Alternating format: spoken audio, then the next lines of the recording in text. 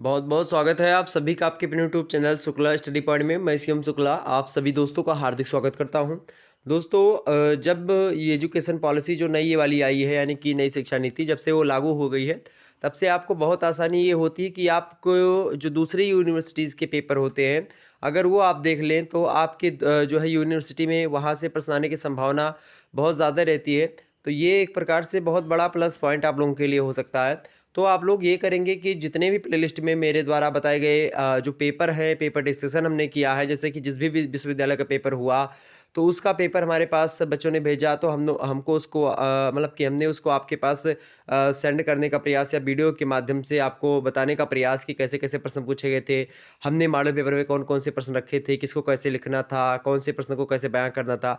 इन समस्त मुद्दों पर हमने ऑलरेडी चर्चा करी है, तो आप उसको देख सकते हो। प्लेलिस्ट में सारी वीडियोज़ आपको मिल जाएँगी। हिंदी साहित्य की पूरी मतलब लगभग सिलेबस आपका अधिकतर पूरा का पूरा समाप्ति कर दिया गया था यूट्यूब चैनल पर ही। तो आप लोगों ने उसको देखा होगा निश्चित तौर पर। और सेकंड सेमेस्टर की तैयारी हेतु आपका जो है ऐप भी शुक्ला हिटी पॉइंट का लॉन्च है। तो उस पर जल्द ही आपकी तैयारी सेकंड सेमेस्टर के लिए करवाई जाएगी खूब विस्तार से।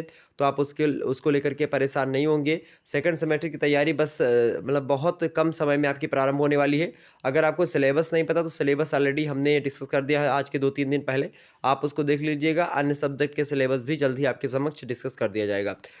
तो चलिए बात कर लेते हैं कि बी एग्जामिनेशन जो है आपका मेजर कोर्स का अंडर जो है नेशनल एजुकेशन पॉलिसी के तहत हुआ पेपर हिंदी का। और हिंदी काव्य यहाँ पर आप देख सकते हो, हिंदी काव्य ओके। और पेपर कोड वगैरह दिया गया था। टाइम आपको 3 आवर्स का अलाउड था। मैक्सिमम मार्क आपके 75 थे। सभी खंडों के आपको निर्देश के अनुसार हल देने थे, मतलब कि उत्तर देना था। खंड आ बा सा 3 खंडों में पेपर आपका बटा हुआ था। आज के लघु उत्तरीय प्रश्न के उत्तर को हम देखेंगे। अब मुझे ये नहीं पता कि ये पेपर किस विश्वविद्यालय का, लेकिन अभी आजकल में हमारे पास किसी ने भेजा, लेकिन यहाँ पर दिसंबर 2021 लिखा हुआ है, लेकिन हमें लगता है कि ये पेपर अभी ही हुआ है। तो देखिएगा, लेकिन पेपर ये अभी तक मेरे पास आया नहीं था। तो जब आया तो हमने देखा कि इसमें कुछ आपके लिए नया है, तो मैंने सोचा कि आपको देना चाहिए। देखिएगा, तो जिनकी परीक्षा अभी नहीं हुई है उनके लिए बहुत ही ज़्यादा महत्वपूर्ण है ये, तो आप लोग इसको देख लीजिएगा। देखिए नोट में क्या लिखा है कि सभी 5 प्रश्नों के उत्तर दीजिए। प्रत्येक प्रश्न का उत्तर आप जो मतलब कि प्रत्येक प्रश्न का अगर आप उत्तर लिखेंगे, एक प्रश्न का सही उत्तर देंगे तो आपको 3 अंक मिलेंगे। अधिकतम 75 शब्दों में आपको अति लघु उत्तरीय प्रश्नों को लिखना है। मतलब देखिए 75 शब्दों में ही आपको क्या लिखना है, अति लघु उत्तरीय प्रश्नों को आपको ज़्यादा से ज़्यादा अगर लिखेंगे तो 75 शब्द लिखना है, ओके। और जब 2 नंबर मिलते हैं अति लघु उत्तरीय के लिए, तो आपको कितने नंबर बोलता है लिखने के लिए? 50 शब्द, ओके। ये बात ध्यान रखें, यानी कि 1 नंबर के लिए आपको 25 शब्द मिनिमम लिखना पड़ता है एग्ज़ाम में, बीए के खास करके। देखिए, फर्स्ट प्रश्न आपके समक्ष पूछा गया कि शुक्ला जी के द्वारा लिखित हिंदी साहित्य के इतिहास की। शुक्ला जी कौन है? आचार्य रामचंद्र शुक्ला। उनके द्वारा हिंदी साहित्य का इतिहास लिखा गया। तो हिंदी साहित्य के इतिहास की जो विशेषताएं हैं इनके द्वारा लिखी गई, उनको आपको यहाँ पर मेंशन करना था। 75 शब्दों में मोस्ट इंपॉर्टेंट प्रश्न है। और अगर आपको हिंदी पढ़ना है तो शुक्ला जी से आप विमुख बिल्कुल भी नहीं हो सकते। बिना शुक्ला जी के हिंदी आप समझिए कि अधूरी मानी जा सकती है, क्योंकि आलोचना जगत के सरदार कहीं न कहीं पे मान सकते हैं आप शुक्ला जी को। और बड़ी ही वैज्ञानिकता के साथ जो है कटु आलोचना करते हैं, चाहे जो भी मुद्दा हो, किसी बात को लेकर के संशय नहीं रहता मन में इनके। देखिए दूसरा प्रश्न आपसे पूछा गया था कि भारतेंदु युगीन कविता की विशेषताएँ बताइए। क्या भारतेंदु युग क्या है? आपने देखा होगा कि हिंदी साहित्य जगत की अगर बात की जाए तो हिंदी साहित्य जगत को 4 भागों में विद्वानों ने बाँटा है। आप देखेंगे पहला आदिकाल, दूसरा आप देखेंगे भक्ति काल, तीसरा आप देखेंगे रीति काल, चौथा आप देखेंगे मेरे प्यारे दोस्तों आधुनिक काल। और इसी आधुनिक काल को गद्य काल के नाम से जाना जाता है। आदि काल को वीरगाथा काल के नाम से, भक्ति काल को जो है पूर्व मध्य काल के नाम से, और रीति काल को उत्तर मध्य काल के नाम से, और आधुनिक काल को गद्य काल के नाम से हम लोग जानते हैं। तो ये देखेंगे जो आधुनिक काल है इसको भी कई भागों में बाँटते हैं। तो उसमें जो पहला युग होता है आधुनिकता की जो शुरुआत होती है वो 1850 से कुछ-कुछ विद्वान मानते हैं, कुछ 1857 से मानते हैं, कुछ 1843 से आपके मानते हैं। ठीक? तो ये अलग-अलग विद्वान अलग-अलग तरीके से मानते हैं। हालाँकि क्या होगा इसको लेकर के विद्वानों में मतभेद है। लेकिन जहाँ तक है 1850 मान लेते हैं बहुत सारे विद्वान, और वही करेक्ट भी होना चाहिए। देखिए, तो भारतेंदु युग पहले आता है। आधुनिक युग में पहला आपका आता है भारतेंदु युग। दूसरा आपका आता है कौन-सा? दूसरा आता है आपका जो है भारतेंदु के बाद द्विवेदी युग। तीसरा आता है आपका छायावाद। फिर उसके बाद में चौथा आपका आ जाता है कौन? प्रगति। उसके बाद में पाँचवा आता है, मतलब चौथा प्रगतिवाद। पाँचवा कौन-सा? प्रयोगवाद। उसके बाद में छठवां आप देखेंगे तो जो स्वतंत्रता के बाद वाली कविताएँ हैं उन उन वो आती हैं, नई कविता वगैरह। और आप आगे देखेंगे तो कहीं न कहीं पे 1960 के बाद से शठोत्तरी कविता का प्रचलन, समकालीन कविता, ये तमाम प्रकार की चीज़ें आती रहती है। तो अब उसका उतना ज़्यादा इम्पोर्टेंट नहीं होता, ना पूछा जाता है। तो देखिएगा ये है भारतेंदु युग। तो आपसे पूछा जा रहा है कि भारतेंदु युगीन कविता की विशेषताएँ बताइए। और ख़ास करके जब आप हिंदी काव्य पढ़ रहे हों, चाहे जो भी अब जो आने वाले यानी कि दो जो ह जो ह 2023 के हमारे छात्र-छात्राएँ होंगे, उनके लिए ज़्यादा महत्वपूर्ण यह लेक्चर होगा। चूँकि मैं बता दूँ कि जो आपका हिंदी काव्य जब आप पढ़ेंगे, तो हिंदी काव्य में आपको आदि काल के लगभग 3 कवियों के बारे में पढ़ना पड़ेगा, ठीक है? भक्ति काल के 4 महान नायकों के बारे में पढ़ना पड़ेगा। वही रीति काल के 3 जो 3 धाराएँ, रीतिबद्ध, रीतिमुक्त और रीतिसिद्ध, इन तीनों के बारे में यानी कि बिहारी, घनानंद और आपको आचार्य केशवदास जी के बारे में। आचार्य केशवदास रीतिबद्ध के हैं, आचार्य मतलब कि वैसे बोलूँ तो रीति सिद्ध के बिहारी लाल हैं। और आपकी बात कीजिए घनानंद साहब की, तो ये आपके कैसे पढ़ते हैं? घनानंद आपके रीतिमुक्त धारा से है। तो ये देखिएगा, वही भक्ति काल को 4 भागों में आप देखते होंगे, ज्ञानाश्रयी, प्रेमाश्रयी, राम भक्ति शाखा और कृष्ण भक्ति शाखा। तो ज्ञानाश्रयी के आपको पता ही होगा कौन है। ज्ञानाश्रयी के कबीर दास आपके पाठ्यक्रम में होंगे। और जो है आप देखेंगे प्रेमाश्रयी के आपके मलिक मोहम्मद जायसी का नाम तो आप काट ही नहीं सकते हो।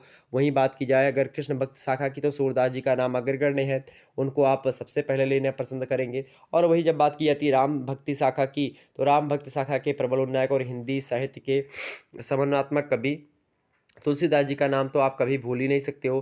तो ये तमाम सारी चीज़ें हैं, तो ये 4 आपके पाठ्यक्रम में तो संकलित होते हैं। आदिकाल में आप देखेंगे अमीर खुसरो जी का विशेष स्थान है, गोरखनाथ जी का विशेष स्थान है। और वहीं एक कवि और आपके हैं, तो गोरखनाथ हो गए, अमीर खुसरो हो गए, और एक और है आपके पाठ्यक्रम में, शायद मुझे ध्यान नहीं आ पा रहा है। तो आदिकाल में आप गोरखनाथ हो गए और अमीर खुसरो जी हो गए, और एक कवि और है, बड़ी फेमस कवि हैं। और शायद जल्द ही देखेंगे हम उनको, मतलब वैसे सिलेबस हमने पढ़ा दिया, उसमें विस्तार से हमने बताया विशेषता। अब मुझे इस समय ध्यान नहीं आ पा रहा। तो इसी प्रकार से रीतिकाल में आप देखते हैं। उसके बाद में आप रीतिकाल के बाद में जब आधुनिक काल में प्रवेश करते हो, तो आधुनिक काल में आप भारतेंदु युग से भारतेंदु जी को देख लेंगे। उसके बाद में आप थोड़ा सा आगे बढ़ेंगे, द्विवेदी युग से आप गुप्ता जी के बारे में हो सकता है आपके पाठ्यक्रम में संकलित हो। या इसी प्रकार से फिर छायावाद में आप देखेंगे तो जयशंकर प्रसाद, पन्ना निराला, महादेवी वर्मा, इन सबको तो आप काट ही नहीं सकते हो। या इसी प्रकार से और आगे बढ़ेंगे तो आप जो है और भी जो कविताएँ जैसे कि अज्ञे हो गए, या जो दिनकर जी हो गए, इनके बारे में आपको पढ़ना पड़ेगा। और आगे चलेंगे तो आपको जो है, और जैसे गजानन माधव मुक्तिबोध हो गए, अज्ञे जी, मतलब वो क्या बोलते हैं उनको, नागार्जुन बाबा। और उसके बाद में आप देखेंगे तो सुदामा प्रसाद पांडे धूमिल जी के बारे में। तो इन सभी चीज़ों के बारे में आप पढ़ेंगे, धर्मवीर भारती जी के बारे में, तो ये सब आपको पढ़ना पड़ेगा।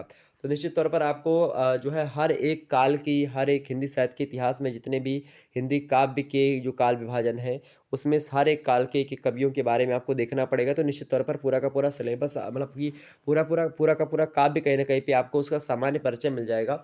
देखिए दूसरा प्रश्न क्या है कि भारतेंदु युगीन कविता की विशेषताएँ बताइए।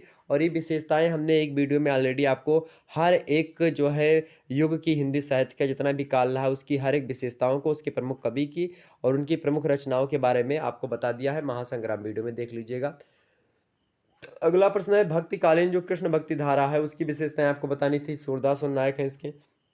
विट्ठलनाथ गोस्वामी हैं जो वल्लभाचार्य के पुत्र हैं, और सूरदास के गुरु वल्लभाचार्य जी हैं। ठीक है, छापे कवियों का संग्रह उनके लड़के वल्लभाचार्य के विट्ठलनाथ करते हैं। तो ये तमाम सारी बातें होती है इसमें। वहीं आप देखेंगे चौथा मतलब प्रश्न है, रीति मुक्त कविता में घनानंद का महत्व स्पष्ट कीजिए। मोस्ट इंपोर्टेंट, रीति मुक्त कविता में आप देखेंगे रीति मुक्त धारा के कौन है, घनानंद है। निश्चित तौर पर घनानंद उसमें विशेष स्थान रखते हैं। अगला देखते हैं 5वां नंबर प्रश्न है, आज्ञे को प्रयोगवाद का जनक मतलब यानी प्रवर्तक कहा जाता है, और निश्चित तौर पर कहा जाना उचित भी है। चूँकि आज्ञे जी की बात की जाए तो 1943 ईस्वी में ही इनका एक प्रकाशन होता है, तार सप्तकों का प्रकाशन इनका प्रारंभ हो जाता है। 4 तार सप्तकों का प्रकाशन कुल मिलाकर के आज्ञे जी के द्वारा किया गया था। और आप देखेंगे विशेष तौर पर तो हमने पढ़ाया है इन सभी चीज़ों को। वहीं खंडवा देखेंगे, मतलब एक भी प्रश्न आपका छूटेगा नहीं अगर आपने हमारी वीडियोज़ को देखा था। लघु उत्तरीय टाइप के प्रश्न आपसे पूछे गए थे। देखिए नोट में क्या था कि निम्न 3 पद्यांशों में से किन्हीं 2 की ससंदर्भ आपको व्याख्या करनी थी। प्रत्येक प्रश्न 7.5 अंक का है, ये बात आप ध्यान रखेंगे। और अधिकतम आपको 200 शब्दों में जो है उत्तर लिखना है। ओके, ये बात ध्यान रखेंगे, 2 प्रश्न करने हैं। इस प्रकार से 15 नंबर आपको खंड बा से आपको प्राप्त होंगे। छठवां प्रश्न है कि यहु तन जालो मसी करो, और लिखो राम का नाव, और लेखन करूं करंक की, लिख लिख राम पठाओ। सब रग तंत रबाब तन, बिरह बजावे नित, और न कोई सुड़ सके, कै साई कै चित्त। बढ़िया ये पंक्तियां हैं। ओके, ये पूछी गई थी आपसे। वही आगे देखते हैं। अगली जो पंक्तियां थी आपकी, सारी पंक्ति की व्याख्या आप देखेंगे तो हमारे चैनल पर मिल जाएगी, आप वहां से देख लीजिएगा। अगला था कि रूप निधान सुजान सखी, जब ते इन नयनन ने कुनिहारे, और दीठ थकी अनुराग छकी, मति लाज के साज समाज बिसारे, एक अचंभो भयो घनानंद है नित ही पल पाट उघारे। वहीं आगे कहते हैं घनानंद जी क्या कहते हैं कि टारे टरे नहीं तारे, कहूँ सुलगे मन मोहन मोह के तारे। बड़ी फेमस पंक्तियां घनानंद की। वहीं आगे देखते हैं, अगली पंक्तियां आपसे पूछी गई थी, इनमें से केवल 3 व्याख्या आपको करनी है 4 में से, देखिएगा। अब 4 दिया है 5 दिया भी आगे चलकर पता चल जाएगा आपको। देखिए अगला प्रश्न है कि पल के मन के फेर पुजारी विश्व सो गया। पल के मन के फेर पुजारी विश्व सो गया, प्रतिध्वनि का इतिहास प्रस्तरों के बीच खो गया, सांसों की समाधि सा जीवन, मसी सागर का पंथ गया बन, रुका मुखर कण कण स्पंदन, इस ज्वाला में प्राण रूप फिर से ढलने दो। देखिए बड़ी फेमस पंक्तियां हैं, तो ये देखिएगा, इनमें से केवल 3 करने थे। नेक्स्ट आपका खंडसा। खंडसा में आपके विस्तृत उत्तरीय टाइप के प्रश्न पूछे जाने थे। देखिए कैसे कैसे प्रश्न आए थे विस्तृत उत्तरीय के, और आप देखेंगे कहीं ना कहीं पे मॉडल पेपर जो हमने बताया था वहीं से सारे के सारे प्रश्न आए। नोट में देखेंगे निम्नलिखित 5 प्रश्नों में से किन्हीं 3 प्रश्नों के आपको उत्तर देने हैं। प्रत्येक प्रश्न का अगर आप उत्तर देंगे सही तरीके से तो आपको 15 अंक मिलेंगे, और विस्तृत उत्तर अपेक्षित यहाँ पर रहेगा, लगभग 500 शब्दों के आसपास आपको लिखना है उत्तर। देखिए हाँ, तो हमने आपको बताया नहीं था वो कवि कौन है, वो आपका भी कौन है भाई, विद्यापति। विद्यापति, गोरखनाथ और अमीर खुसरो। ठीक है, ये 3 आपके आदिकाल से संकलित हैं आपके पाठ्यक्रम में। 9वां प्रश्न क्या है कि विद्यापति की जो पदावली है उसके भाव एवं कला पक्ष पर प्रकाश डालिए। क्योंकि हर एक कवि की बात की जाए खास करके तो उसका एक भाव पक्ष भी होता है, यानी कि जो उसकी संवेदनाएं, उसके जो अंतर मना स्थिति कवि की है, उसका प्रभाव उसकी रचनाओं पर, यानी कि उसके कविताओं पर हो या उसकी कोई भी रचनाओं पर हो, तो खास करके पड़ता ही रहता है। तो कहीं ना कहीं पे अगर बात की जाती है हिंदी साहित्य जगत में कवियों की, तो कवियों की 2 विशेषताएं खास करके पूछी जाती हैं, एक तो भाव पक्षीय विशेषताएं और दूसरी कला पक्षीय विशेषताएं। तो जो भाव पक्षीय विशेषताएं होती हैं, वो जो भावनाएं होती हैं खास करके, अर्थात उनकी कविता में कौन कौन सी भावनाएं प्रबल रही हैं, क्या वो प्रकृति प्रेमी रहे हैं, या फिर उनके नारी के प्रति सहानुभूति रही है, या उनके विचार शोषितों के प्रति रहा हो, या एक प्रकार से शोषक जो वर्ग रहा है उसके प्रति घृणा का भाव रहा हो, या नाना प्रकार के इसी प्रकार से जो इमोशंस होते हैं, जो भाव होते हैं, उनके बारे में वर्णन होता है। ठीक है, वहीं जो आपका कला पक्ष होता है, कला पक्ष यानी कि उसमें शैलीगत नवीनता कितनी है, अलंकार विधान कैसा है, रस प्राधान्य क्या है उसमें, या आप और भी देख सकते हो कि अलंकार निरूपण कैसे किया गया है, चमत्कारिकता जो है किस मात्रा में चमत्कारिकता का प्रयोग किया गया है, या नाना प्रकार के इसी प्रकार से जो काव्य की विशेषताएं होती खास करके उसका प्रयोग किस प्रकार से हुआ। तो कला पक्ष एवं भाव पक्ष ये 2 पक्ष होते खास करके कविता की विशेषता को डिनोट करने के लिए, चाहे जिसकी भी कविता हो।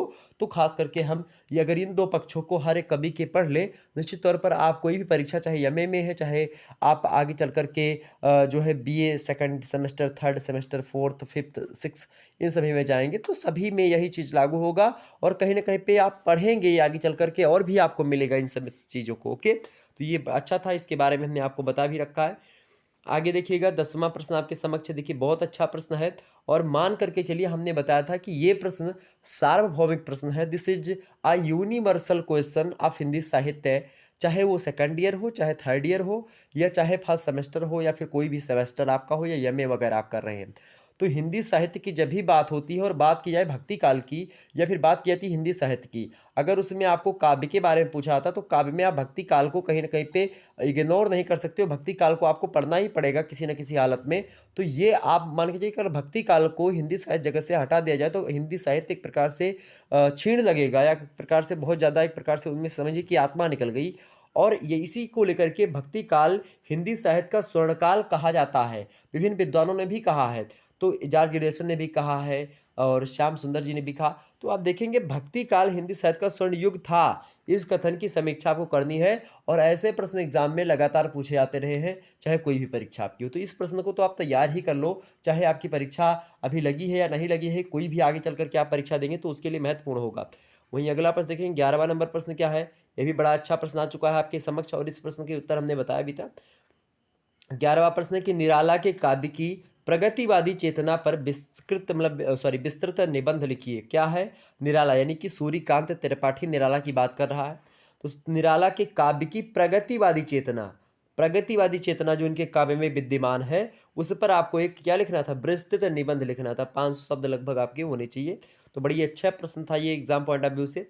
आगे देखते हैं अगला प्रश्न है 12वां नंबर प्रश्न देखिएगा आप सभी लोग। रीतिकालीन कवियों में बिहारी का स्थान सर्वोपरि है। सर्वोपरि माने होता सबसे ऊपर है बिहारी का। और निश्चित तौर पर ये है भी, क्योंकि बिहारी के एक एक दोहे में आप देखेंगे जैसे कहत नटत रीझत खिजत मिलत खिलत लज्जात भरे भुवन में करत है नैनन ही सौ बात। या इसी प्रकार से कोई भी या अनुरागी चित्त की गति समझे नहीं कोई, या इसी प्रकार से जो भी दोहा आप देखेंगे इनके संबंध में कहा भी जाता है कि सतसैया के दो हरे ज्यो नावक के तीर देखन माँ छोटे लगे घाव करें गंभीर। या इसी प्रकार से आप देखेंगे अपने जो आश्रयदाता राजा है उनको समझाते हुए कहते हैं, क्या कहते हैं कि मतलब कि जो राजा है वो अपनी जो नवविवाहिता जो इसकी पत्नी है उसी में लिप्त है, उसी के भोग विलास में लगातार लिपटा हुआ है, सिमटा हुआ है और अपने जो सांसारिक जो एक प्रकार से कहीं न कहीं पे जो उसके कर्तव्य हैं, जो प्रजा के प्रति उसके कर्तव्य हैं उसको भूल चुका है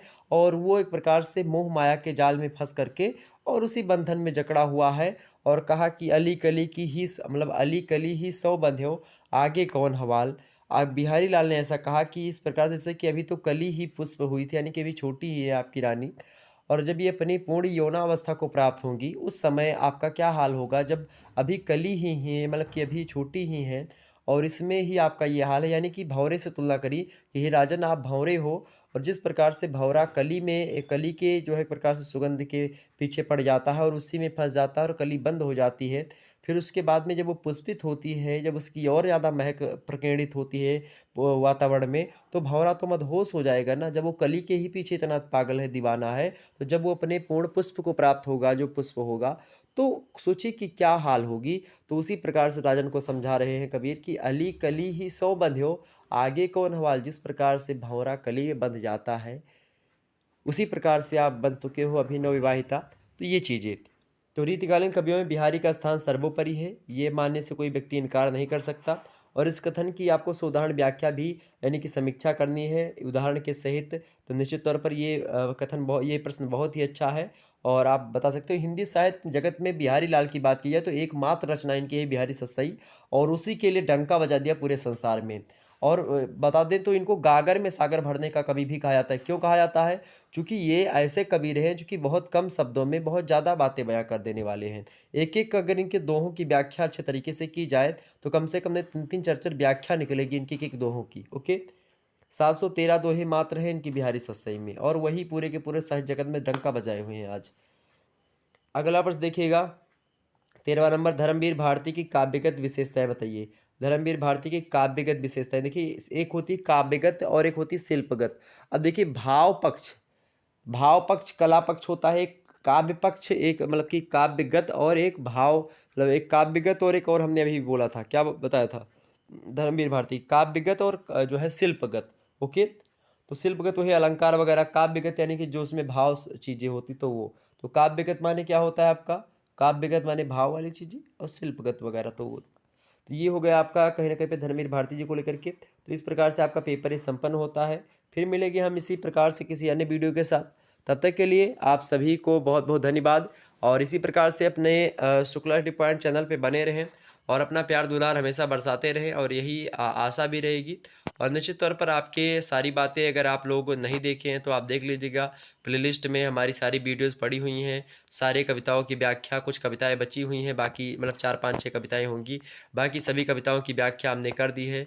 विस्तार से हमने हर एक जो है प्रश्न को, हर एक जो है कविता की व्याख्या को, उसमें भाव साम्य यानी विशेष कैसे लिखना है, संदर्भ कैसे लिखना है, प्रसंग कैसे लिखना है, उसकी व्याख्या कैसे लिखनी, कितने शब्दों में लिखनी है और कैसे कैसे क्या करना होता है और कॉपी कैसे लिखी, इसको लेकर के बहुत सारी वीडियोज़ आपके चैनल पर दे चुका हूँ। और आप लोगों का प्यार दुलार इसी प्रकार से चाहता रहता हूँ और बस आप लोग वही देते रहिए। चलिए फिर मिलते हैं हम नेक्स्ट वीडियो में, तब तक के लिए जय हिंद, जय भारत। आप सभी का बहुत बहुत धन्यवाद और वीडियो को लाइक कर दीजिएगा, चैनल पर नए हैं तो सब्सक्राइब कर दीजिएगा और शेयर कर दीजिए सभी दोस्तों के पास वीडियो को। ओके, धन्यवाद, बहुत बहुत धन्यवाद आप सभी का।